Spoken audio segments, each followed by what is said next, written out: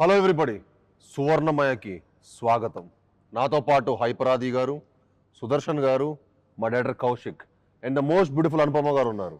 అన్నా మీరు హోస్టే కదా, గోస్ట్ మాట్లాడుతున్నారు అంటే అలా మాట్లాడే సినిమా మన సినిమా లా కదా.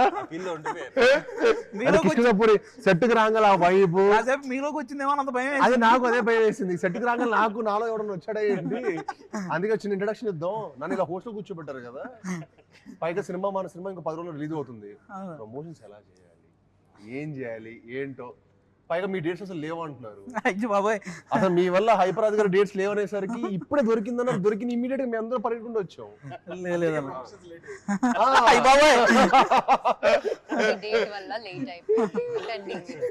నేను ఎన్ని రోజుల నుంచి ఇంట్లో వెయిట్ చేస్తున్నా తెలుసా? 5 days. హీరోయిన్ గారు మేము సానుభూతితో ఆమె చెప్తానంటున్నారు. నాకు తెలిసి ఆవిడ డేట్స్ ప్రాబ్లం ఏమి ఉంటాయి. అసలు నా డేట్స్ కాదు, మీదే ఇష్యూ. ఆ ప్రమోషన్స్ ఉన్నారు. ఆవిడ పరదా సినిమా అప్పటి నుంచి ప్రమోషన్ చేస్తూనే ఉన్నారు. మీడియా ముందే ఉన్నారు పాపం. పరదావి ఆల్మోస్ట్ మనకి కింద పురుగు కూడా పనికి వస్తాయి. సరే కానీ ఇప్పుడు కొంచెం మీ అందరు కలిసి కొంచెం ప్రమోషన్స్ ఒక మంచి ఐడియాస్ చెప్పండి. మీకు మీకు మీకు తెలుసు అసలు బాగా ప్రమోషన్స్ ఎలా చేయాలి సినిమా ఐడియాస్ అంటే. ఉంటే జబర్దస్త్ ప్రమోషన్స్ కి వెళ్తారు మీరేమో. మా ప్రమోషన్స్ రారా అండి, మా సినిమా ప్రమోట్ చేయరా అండి? ఎందుకు చేయము సార్, మేము చాలా కష్టపడి తీసామండి. అది కాదు, పైగా ఈ జానర్ లో నాకు తెలిసి కష్టపడి తీసామండి. ఇంటర్వ్యూకి 25 లక్షలు పెట్టి ఒక సెట్ వేసిన ప్రమోషన్ కంటే పెద్ద ప్రమోషన్. డబ్బులు చెప్పకండి. చెప్పదు సార్, ఎందుకు చెప్పాలి కూడా. ఎందుకంటే నాకు తెలిసి ఇంటర్వ్యూలకి ఎవరు ఇంత భారీ రేంజ్ లో ఎవరు ప్రమోషన్స్ చేయలేదు. అందుకే సెట్ అయిపోయాక ప్రమోషన్ వీడియో కూడా ఇద్దాం అనుకుంటున్నాం. చేయాలి. భారీగా ఉండాలి, స్కేరీగా ఉండాలని షూటింగ్ జరిగిన ప్లేస్ లా ప్లాన్ చేసాం. సార్ ఐడియాస్ చెప్పండి. అందరికి ఒక ఐడియా ఒక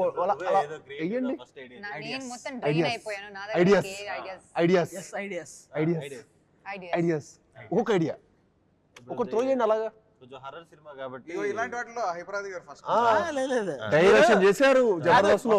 ఈ హర్రర్ క్రియేట్ చేసింది మీరు, ఈ సినిమా హర్రర్ క్రియేట్ చేసింది మీరు. చిన్న ఐడియా క్రియేట్ చేయలేరా? అంటే ఐడియాలు రాయడం కష్టం, కథలు రాయడం ఈజీ. ప్రమోషన్ లో కథలు అంటే లెంత్ ఎక్కువ అయిపోద్ది కాబట్టి. కానీ ఇప్పుడు ఇలా అయిపోయింది, 2 గంటలు ప్రమోషన్ చేయమంటే చేస్తా. సినిమా ఒక ఎత్తు అయిపోయింది, ప్రమోషన్ ఒక ఎత్తు అయిపోయింది. అదొక సినిమా, ఇదొక సినిమా. అవును 2 సినిమాలు చేసాం. అన్ని ఇంకో సెట్, అందుకే మేము సెట్ చేసాం. 2 సినిమా తీస్తున్నాం ఇప్పుడు. అంటే బేసిక్ గా ఏదైనా షూటింగ్ కి వచ్చానా నేను ప్రమోషన్ కి వచ్చానని అర్థం కాలేదు. బయోపిక్ ఏదైనా తీసినప్పుడు నాకు jet lag feeling. Next time night time plan చేద్దాం. ప్లీజ్ అండి, ఆల్మోస్ట్ నైట్ లాగా. ఇంకా మేము యాక్టర్స్ రావయ్యా సినిమాకి. ప్రమోషన్స్ పొద్దున పెట్టావు కాబట్టి వచ్చాం. ఇంకా రాత్రి షూటింగ్ రావు అసలు. నేను అగ్రిమెంట్ రాసుకుంటున్నాను. నేను ఇప్పుడు నైట్ షూటింగ్ అయితే నేను సినిమా చేయట్లేదు. షూటింగ్ ప్రాసెస్ నేను అనుకోమో డిస్కస్ చేసుకున్నాం. నెక్స్ట్ మనం సినిమా సైన్ చేసేటప్పుడు ఇదిగో క్లాక్ పెట్టాలి, నో నైట్ షూట్స్ అని.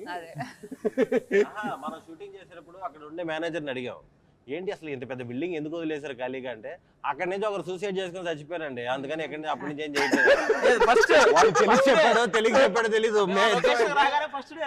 మేమిద్దరం లైట్ లోనో లేకపోతే మంట దగ్గర కూర్చోండి. అది రియల్ హాంటెడ్ హౌస్ లో షూట్ చేస్తాం. మనోడికి అథెంటిక్ గా కావాలంటాడు. అథెంటిక్ గా ఆర్గానిక్ ఉండడం ఏంది? నేను వెయిట్ చేస్తాను కానీ నాకు ఎవరు కనిపించలేదు. అంటే మరి మా ప్రణాళిక ఆడేసుకుంటాం. ఆ చెడుగుడు ఆల్రెడీ మీరు కారులో చేసింది వైరల్ అవుతుంది. ఇంకో నంబరు మేము సాంగ్ తీసాం కదండి, థైలాండ్ వెళ్ళినాం, రొమాంటిక్ సాంగ్ తీసాం.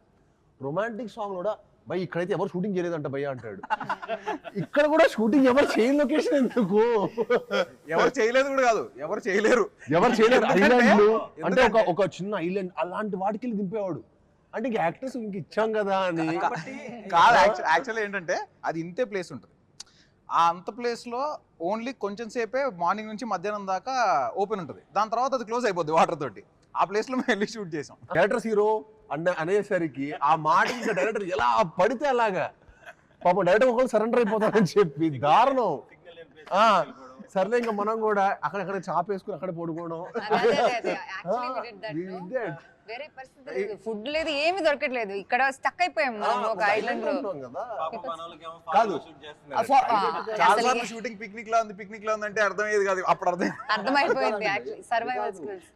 ఐలాండ్ కి ఐలాండ్ మనం వెళ్ళింది. Dream with in dream Inception cinema.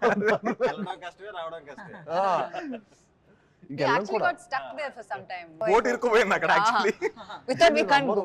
మేము షూట్ చేసిన మొత్తం సాంగ్ 7-8 hours ఫినిష్ చేసాం, ఎందుకంటే మేము 3 రోజులు తీసాం సాంగ్. కానీ ఆల్మోస్ట్ హాఫ్ డే వర్షం పైన పడుతుండింది. ఓకే. పొద్దున స్టార్ట్ అవుతుంది వర్షం, మధ్యాహ్నం పడుతుంది. మేము మధ్య వర్షం ఆగుతుంది చూసారు ఎప్పుడైనా 5 నిమిషాలు అలా గ్యాప్, 5 నిమిషాలు స్టార్ట్ చేసుకుని ఆ గ్యాప్ లో షూటింగ్ చేసాం. అక్కడ ఏం కుదురుతుందో అది whatever happen we did. But hats off to Rajasundaram master.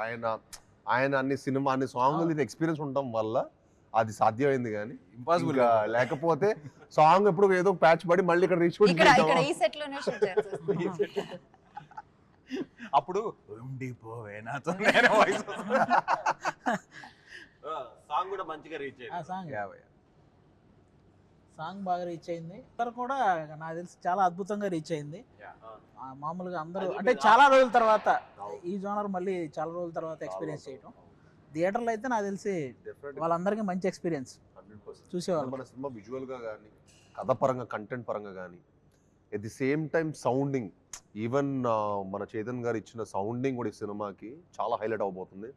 And of course Anupama ఒక సర్ప్రైజ్ ట్రైలర్ లో తన పర్ఫార్మెన్స్ కానీ, అంటే ఎవరు ఎక్స్పెక్ట్ ద అన్ఎక్స్పెక్టెడ్.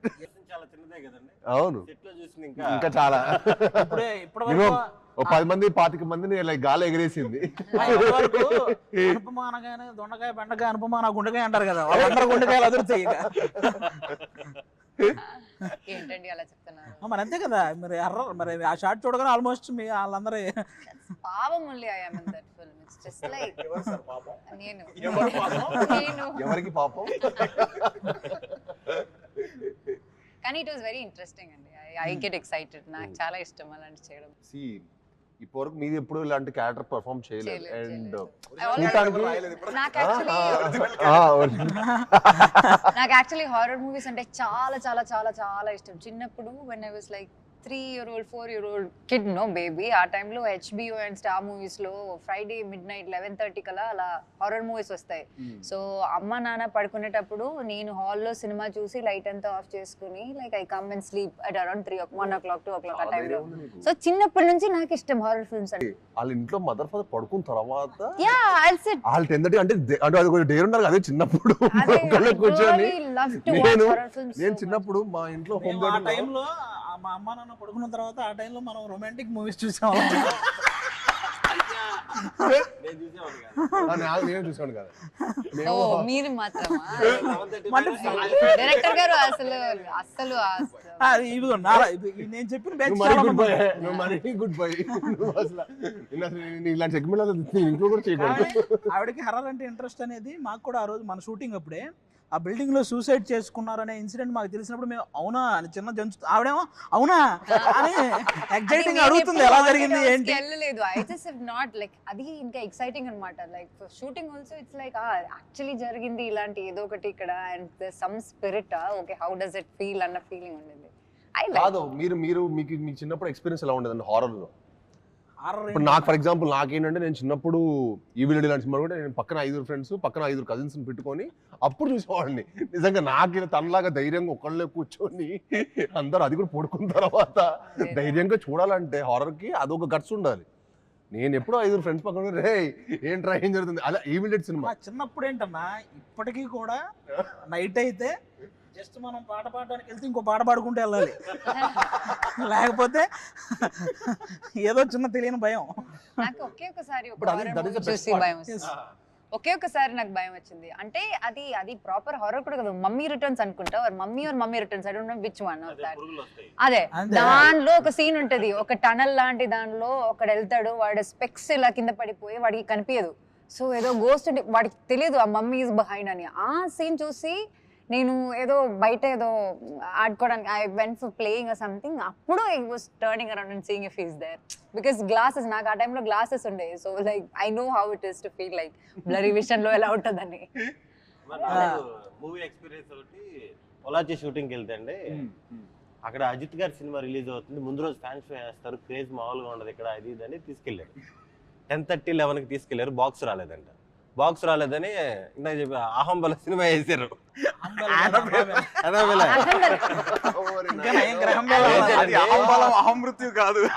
అదే ఆ సినిమా అయితే ఇంకా ఆల్మోస్ట్ గుండె అయిపోయేది. చాలాసార్లు నేను అసలుకి నానా రకాల బూతులు తిట్టాను ఆ డైరెక్టర్ని. మిమ్మల్ని తిడతారు అనుకోండి ఇప్పుడు చూస్తే. Annabelle కన్నా scary Chucky is the scariest one. మీరు అది ఏమో చూసారా? నాకు డోర్ తీసేటప్పుడు కూడా తిట్టేస్తున్నా, ఎందుకురా సౌండ్ వేసావు, డోర్ మామూలుగా తీయచ్చు కదరా. మాకు Chucky is really scary. Artist నేను చెప్పం కానీ మాకు ఒక హోటల్లో ఒక ఆర్టిస్ట్తో ఒక చిన్న ఇన్సిడెంట్. పడుకునే ముందు అతను బెడ్ మీద నేను పడుకుంటున్నాను మీరు అందరూ పడుకోండి అనేవాడు. ఎవరితో అన్నా చెప్తున్నావు మన ఇద్దరమే కదా ఉంది ఇక్కడ అంటే, చుట్టూ దెయ్యాలు ఉంటాయి భయ వాటికి చెప్పి పడుకోవాలనేవాడు. ఇదేంటి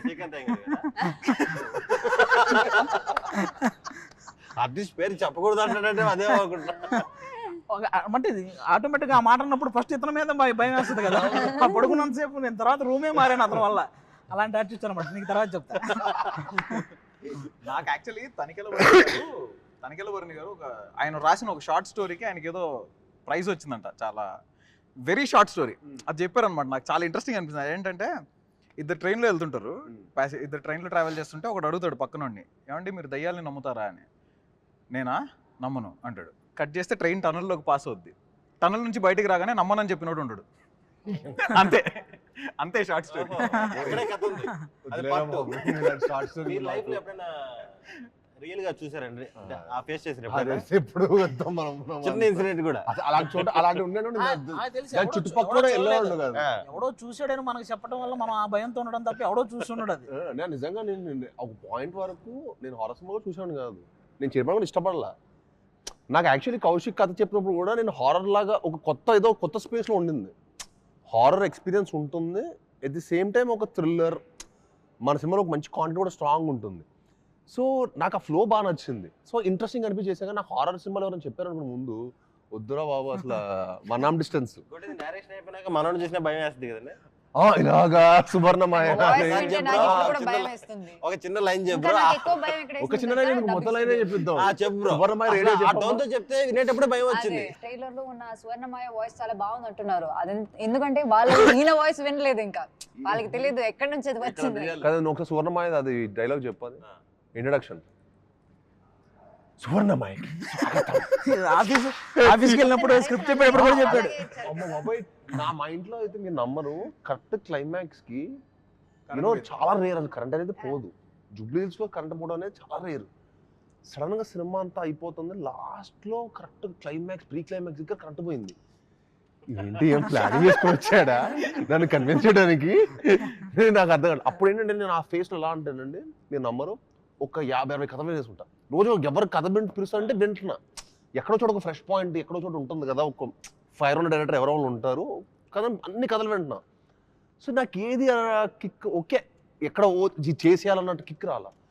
కౌశిక్ వచ్చి చెప్పాడా లేకపోతే ఈ ప్లానింగ్తో వచ్చాడా ఇవన్నీ తెలుసుకునే ఉన్నా హిస్టరీ అని చెప్పి కరెక్ట్ ప్రీ క్లైమాక్స్ కరెంట్ పోయింది. ఇంకా మనోడు ఆపడే, కరెంట్ పోయింది, ఇలా మ్యాటర్ కావట్లా. సెకండ్ హాఫ్ స్టార్ట్ అయితే ఇంకా మొత్తం వెళ్తున్నాడు అంతే అదే ఫ్లో లో. అతను కూడా కరెంట్ పోయినప్పుడు అసలు ఇదే నా టైం అదే టైం అనుకోని ఇంకా ముందుకు వచ్చేసి ఇలా కూర్చున్నాడు. కరెంట్ పోగాడు ఇలా వచ్చేసి డింగ్ అని చెప్పి బలాలు కొట్టేసి డైలాగులు చెప్పేస్తున్నాడు. అరే ఏంట్రా ఇది, ఏం చేస్తాడు ఈ క్యాండిడేట్, ఇదేంటి ఏదో చెప్పండి అది.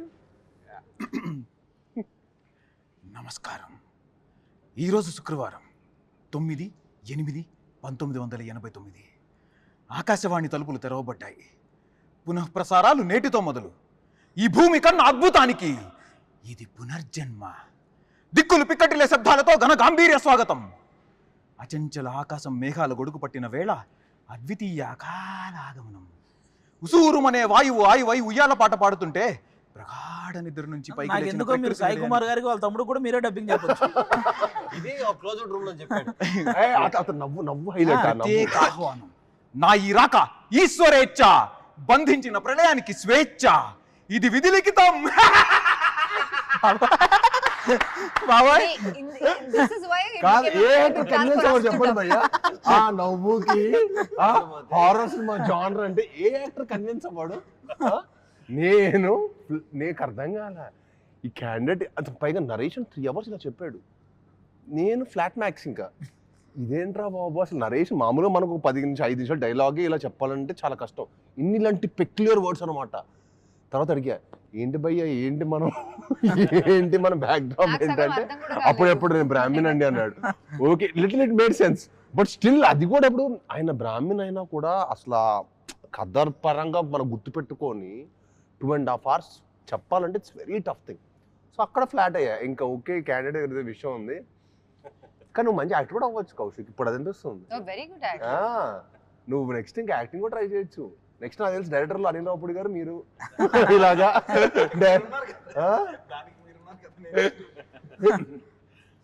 మీరు కూడా మీకు కూడా అలాగే చెప్పారా ఏది స్టోరీ? అదే సేమ్ అలాగే తెలుగులో చెప్పారు. నాకు అర్థం కాలేదు. నేను ఇప్పుడు అంటే ఏంటి తెలుసా, నేను ఇప్పుడు దాకా నాకు తెలుగు సగం వచ్చు, నాకు అర్థం అవుతుంది వింటే అర్థం అవుతుంది అని అనుకున్నాను. కానీ ఈయన నరేషన్ తర్వాత మీరు చెప్పింది తెలుగేనా అని అనిపించింది నాకు సగం వచ్చు అర్థం కాలేదు. బట్ అయినా నరేషన్ ఏదో వింటానికి చాలా బాగుంది, నేను విన్నాను. ఏదో గ్రాంధికం మాట్లాడితే మేమే ఏంటన్నా ఇది బైలింగులా అని అడిగారు. అండ్ ఇంకా డబ్బింగ్ లో అయితే నేను చచ్చిపోయాను. నేను డబ్బింగ్ ఎక్స్పీరియన్స్ స్టార్ట్ చేసిన తర్వాత ఎక్కడో స్టార్ట్ చేసిన ఒక 1/2 hour కి మళ్ళీ వస్తాను భయ ఏదో ఉంది డైలాగ్, మళ్ళీ కాదు మళ్ళీ అదొక అరగంట ఏదో నేను నేర్చుకున్నాను చూడండి. నేను మళ్ళీ ఎంతసేపు చెప్పించారంటే ఇంక మళ్ళీ డబ్బింగ్ రాకూడదు అన్నమాట. దాని తర్వాత ఏదో చెప్పిన తర్వాత భయ దాంట్లో ఓనర్స్ ఉన్నాను భయ్య మీ కనీసం 1-2 రావాలి అన్నాడు. నన్ను అదే అడిగి వారం రోజులు నాకు 2 గంటలకే నాకు అయిపోయింది, డెడ్ అయిపోయేవాడిని. నేను వెళ్ళి ఎక్కువ తినేసేవాడిని. నార్మల్ గా ఏంటి నార్మల్ నా ఎనర్జీ నా బాడీ డ్రైన్ అయిపోయిందా, కౌశిక్ డ్రైన్ చేసేస్తున్నాడు అనిపించింది. నేను నార్మల్ గా 1 గంట జిమ్ ఇవన్నీ అయితే ప్రాక్టికల్ గా చేయగలుగుతా, నేను చేయలేకపోయాను బ్రదర్.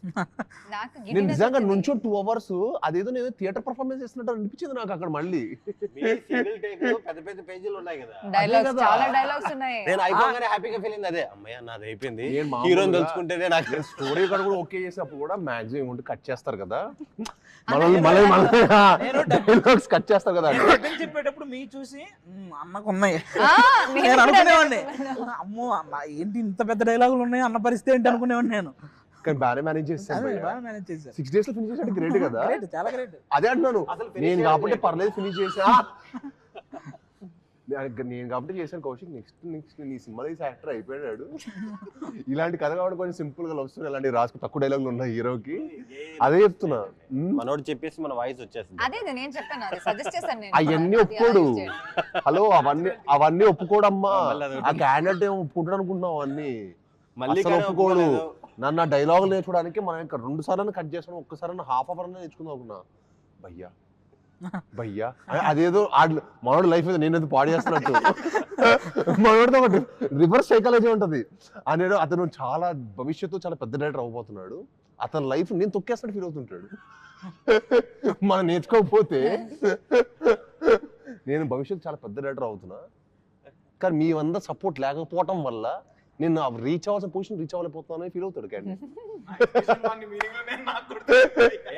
అరే లేకపోతే ఎలా ఉంటాడంటే నేను ఒక షాట్ లో అంటే అసలు ఎలాంటి ఫీల్ అయిపోయి మీరు నేర్చుకోవాలంతే, నేను నేర్చుకోవాలంటాడు. అది బాత్ చెప్తున్నాడా, డిమాండ్ చేస్తున్నాడా అంటే ఇంకా ఫిక్స్. ఒక షాట్ లో నేనేదో అనాలి అక్కడ అనేసి వచ్చా, అదేదో ప్రాబ్లం అని చెప్పి తర్వాత రోజు నన్ను పిలిపించారు డబ్బింగ్, మళ్ళీ ఆ బిట్టు కోసం పిలిపించారు. నేను దీనిక పిలిచిందని అన్నాను, అప్పుడు ఓకే అయింది. అది అక్కడికి వెళ్ళాక చెప్తాను, మైక్ దగ్గరికి వెళ్ళాక మైక్ దగ్గరికి వెళ్ళాక ప్లే చేశారు, ఏంటి దీనిక నన్ను పిలిచింది, అది ఓకే. సోనపమ్మ మన సినిమా 12th రిలీజ్ అవుతుంది, ఎంత ఎక్సైటెడ్ గా ఉన్నారు? I'm excited. నేను ఎప్పుడు హారర్ మూవీ చేయలేదు, so I really love horror movies. I think ఈ జోనర్ లో మీది ఫస్ట్ ఫిల్మ్. అదే సో ఐఎమ్ రియల్లీ మీరు ఎంత ఎక్సైటెడ్ గా ఉన్నారు? నేను కూడా, నాకు టైటిల్ ట్రయల్ 2 నచ్చినాయి. టైటిల్ కిష్కింధపురి అన్నప్పుడే అసలు చాలా డిఫరెంట్ గా అనిపించింది. మనకి బాగా హిట్ అయింది అనుకోండి, మనం బోల్డ్ పాటలు చేయొచ్చు. కిష్కింధపురి అనేది మనగా ఒక సిటీ అయిపోద్ది, కాన్సార్ లాగా మన కిష్కింధపురి లాగా ఒక సిటీ. దాంట్లో ఇంకా కొత్త కొత్త కథలు మనం కూడా చెప్పొచ్చు. అవును. అండ్ కిష్కింధపురి కాదు, మనం ఏ ఊరి పేరైనా పెట్టొచ్చు. దేని నుంచి సీక్వెన్స్ అంటే కిష్కింధపురిలో పెడితే ఇంకా 2-3 అనుకోండి, ఆ వరల్డ్ కిష్కింధపురిలో ఇంకా కొత్త కొత్తగా జరిగినట్టు. అది ఇంకా ఇంట్రెస్టింగ్ గా ఉంటుంది. అంటే మనం ఫిక్షనల్ సిటీ కాబట్టి మనం ప్లే చేయడానికి కానీ విజువల్ గా ఆడియన్స్ కొత్త ఎక్స్పీరియన్స్ ఇవ్వడానికి కానీ చాలా స్కోప్ ఉంటుంది. నేను కౌశిక్ ఫస్ట్ అనుకుంది అదే, ఎందుకంటే ఒక ఫిక్షనల్ సిటీ క్రియేట్ చేసినప్పుడు ఏమవుతుంది అంటే మనం ఏదైనా చెప్పొచ్చు, మనకి లిమిటేషన్స్ ఉండవు. అదే ఇప్పుడు ఫర్ ఎగ్జాంపుల్ వైజాగ్ ఇంకో ఏరియా మనం చూపించాం అనుకోండి, వైజాగ్ లో అందరికి బీచ్ రోడ్ తెలుసు, అరే ఈడేంట్రా ఎక్కడో చేసి మనల్ని మోసం చేస్తున్నాడు అంటాడు. ఇప్పుడు ప్రతి ఒక్కరికి ఐడియా బాగా ఫెమిలియర్ అయిపోయారండి, ప్రతి ఒక్కరు క్రిటిక్స్ అయిపోయారు. ఇప్పుడు మీరు తణుకు అనండి, ఏలూరు అనండి, ఎనీథింగ్ అందరు దే ఆర్ ఫెమిలియర్. అరే ఏలూరు రోడ్ ఎక్కడ ఉంటుందా,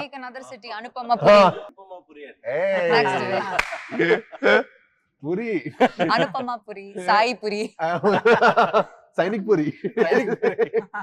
అలా మనం ఫిక్షనల్ గా క్రియేట్ చేయొచ్చు. Anyway that is for the next part. But me definite గా యూనో ఈ సినిమా ఫ్యామిలీస్ అందరితో తీసుకెళ్లి చూసే సినిమా కదండి. ఎస్, మ్యాక్సిమం ఏంటన్నా ఈ మధ్యకాలంలో సినిమా అంటే వాళ్ళకి వన్ టైం బోర్ కొట్టకుండా ఇంట్రెస్టింగ్ గా నడిస్తే అది సూపర్ హిట్ అంతే. మన సినిమాకి ఆ స్కోప్ ఫుల్ ఫ్లెడ్జ్డ్ గా ఉంది. అది అండ్ ఆల్సో మన సినిమాలో అసలు స్మోకింగ్ షాట్ కూడా లేదంట కదా. Smoking లేదు, drinking లేదు. No drinking, no smoking. So ఈ నగరానికి ఏమైనా వస్తుంది చూసారా వాయిస్, అది కూడా లేదు. అది కూడా లేదు. అది లేకపోవడం అది అనేది లేదు. అంటే అది మన సినిమాలో ఎంత నీట్ గా ఉంటుంది చూడండి. అది ఫస్ట్ లోనే మనకి సినిమా ఒక ఎక్స్పీరియన్స్ లోకి వెళ్తున్న ముందే అవన్నీ చూసి మనం ఓకే ఓకే నేను నిజంగా అవాయిడ్ చేస్తాను. నేను ఇప్పుడు ఫోన్ చూస్తాను, రాంగల్లో ఫోన్ చూస్తా, తర్వాత సినిమా టైటిల్ రోలింగ్ కార్డ్స్ పడ్డప్పుడు స్టార్ట్ చేస్తాను. ఫస్ట్ వాడిది ఒక హర్రర్ వాయిస్ లో ఉంటుంది, నా పేరు ముఖేష్.